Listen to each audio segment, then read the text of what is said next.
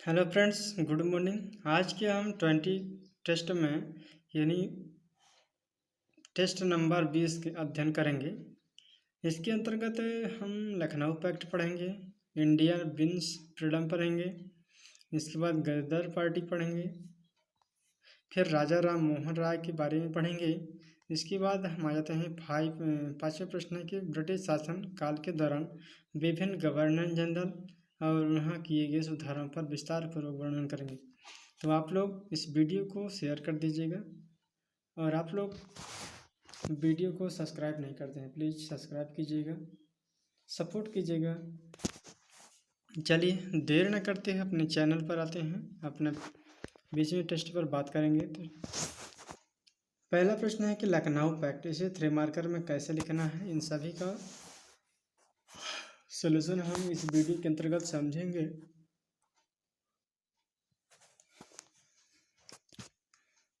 Lucknow pact, पहले तो हम देखेंगे कि ये लखनऊ पैक्ट हुआ कब, इनकी तिथि के बारे में समझेंगे।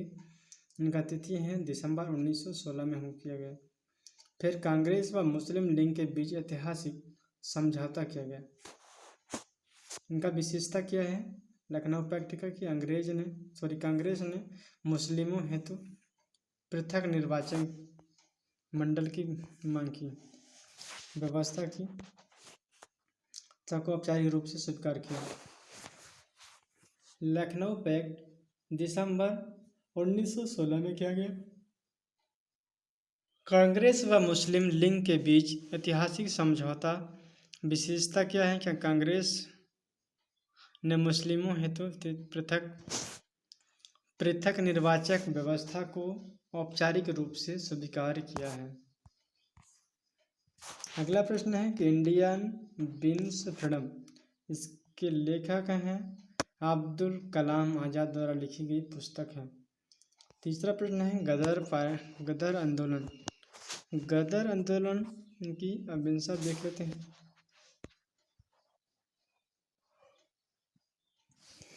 गदर आंदोलन की शुरुआत होती है 1 नवंबर 1913 को सैन फ्रांसिस्को में पार्टी द्वारा किया गया है। नेतृत्वकर्ता कौन है? सोहन सिंह, बरकतुल्लाह एवं रामचंद्र गदर पत्रिका का प्रकाशन किया है, गदर पत्रिका का संपादन किया है। गदर आंदोलन की शुरुआत 1 नवंबर 1913 में सैन फ्रांसिस्को में गदर पार्टी की स्थापना की है। नेतृत्व करते हैं सोहन सिंह, बरकतुल्लाह, रामचंद्र एवं गदर पत्रिका का प्रकाशन भी किया गया है।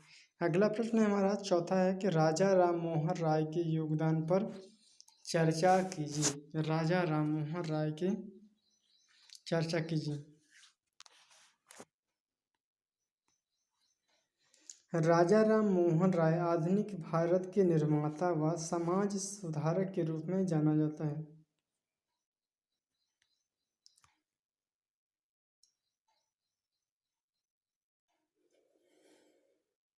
इनकी योगदान क्या है कि अपनी पुस्तक तुहफत उल मुहावदीनी में एकेश्वरवाद के पक्ष में तर्क दिया है।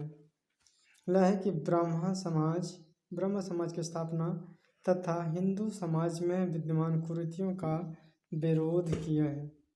ब्रह्म समाज की स्थापना की तथा हिंदू समाज में विद्यमान कुरीतियों का विरोध किया है इन्होंने। इनके ही प्रयासों से 1829 में सती प्रथा को कानूनन अपराध घोषित किया गया है। हिंदू कॉलेज की स्थापना 1817 में किया गया। संवाद क्या है? संवाद कौमुदी व मिरात उल अखबार का संपादन किया गया। अगला है कि बंगाली जमींदारी की दमनकारी की निंदा की है। भारतीय सामाजिक और धार्मिक पुनर्जागरण के क्षेत्र में इन्होंने कार्य किए हैं और उनका विशिष्ट स्थान है।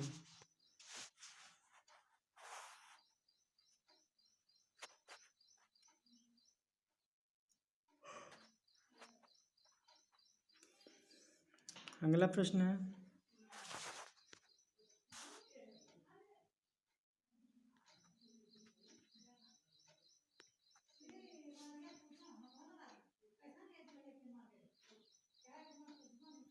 ब्रिटिश शासन काल के दौरान विभिन्न गवर्नर जनरल द्वारा किए गए सुधारों का विस्तारपूर्वक वर्णन कीजिए।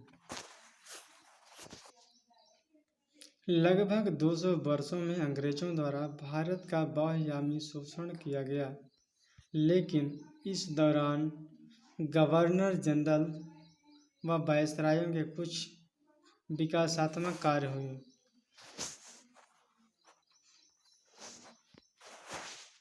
पहला देख लेते हैं कि वारेन हेस्टिंग जो कि यह 1772 से लेकर 1785 तक इन्होंने गवर्नर जनरल के रूप में कार्य किया है। उस समय इन्होंने प्रमुख कार्य किया है कि 1772 में द्वैध शासन को समाप्त किया है।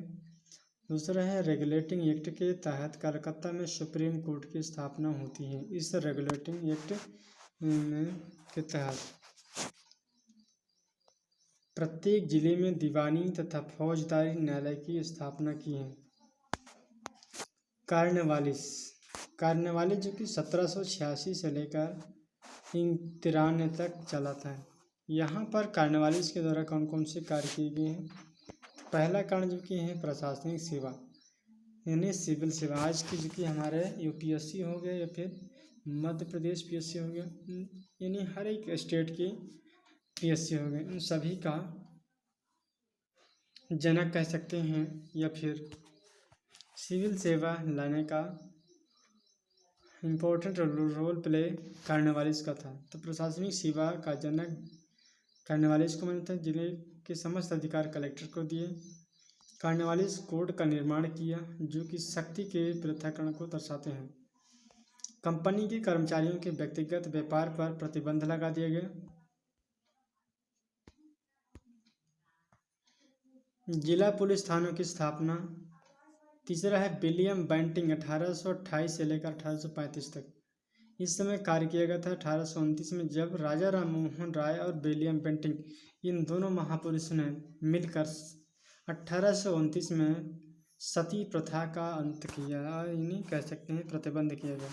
और उसी समय जब 1830 में ठगी प्रथा बहुत तेजी से बढ़ रहा था, उस समय इन ठगी प्रथा को समाप्त करने का निर्णय लिया। कलकत्ता मेडिकल कॉलेज की स्थापना होती है और अंग्रेजी में शिक्षा का माध्यम बनाया गया। अंग्रेजी को शिक्षा का माध्यम बनाया गया। अगले हमारे वायसराय आते हैं चार्ल्स मेडकॉफ, जो कि 1835 से लेकर 36 तक इन्होंने कार्य किया भारतीय प्रेस के मुक्तिदाता के रूप में। पाँचवा है लॉर्ड एलन बरो जी का 1842 से लेकर 1844 तक इन्होंने कार्य किया, जो कि इन्होंने किया है दास प्रथा का उन्मूलन किया है।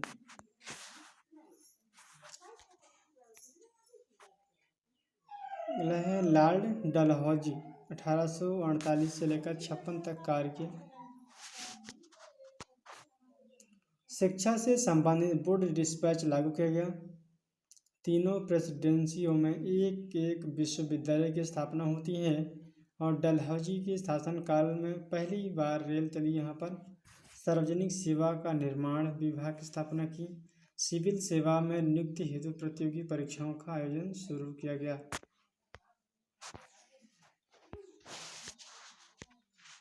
सातवां है लॉर्ड कैनिंग 1856 से लेकर 62 तक विधवा पुनर्विवाह अधिनियम 1856 लागू होती है। जैसे बम्बई हो गया, कलकत्ता हो गया, मद्रास उच्च न्यायालय आदि ये है। लॉर्ड रिपन जो कि 1880 से लेकर 84 तक कार्य किया। 82 में इन्होंने वर्नाकुलर प्रेस एक्ट को समाप्त कर दिया है और वहीं स्थानीय स्वशासन को प्रारंभ किया। 1881 में नियमित जनगणना प्रारंभ किया है। अगला आ जाता है लॉर्ड चेम्सफोर्ड जो कि यह है 1919 में इन्होंने भारत शासन अधिनियम को चालू किया। सैंडलर आयोग को प्रारंभ किया। लॉर्ड विलियम वेलिंगटन 1835 का भारत शासन अधिनियम। लॉर्ड लिथगो अगस्त व क्रिप्स प्रस्ताव इसी के शासनकाल में है। लॉर्ड बेवल 1945 का शिमला समझौता हुआ। और यहीं पर 1946 में कैबिनेट मिशन भारत है। लॉर्ड माउंटबेटन 3 जून 1947 जब भारत विभाजन शुरू हुआ प्रस्तुत की। यहीं पर 15 अगस्त 1947 को भारत स्वतंत्रता के रूप में कार्य किया। तो फ्रेंड्स, इस प्रकार आज का वीडियो यहीं एंड करते हैं, फिर नेक्स्ट वीडियो में मिलेंगे। Thank you so much. जय हिंद, जय भारत।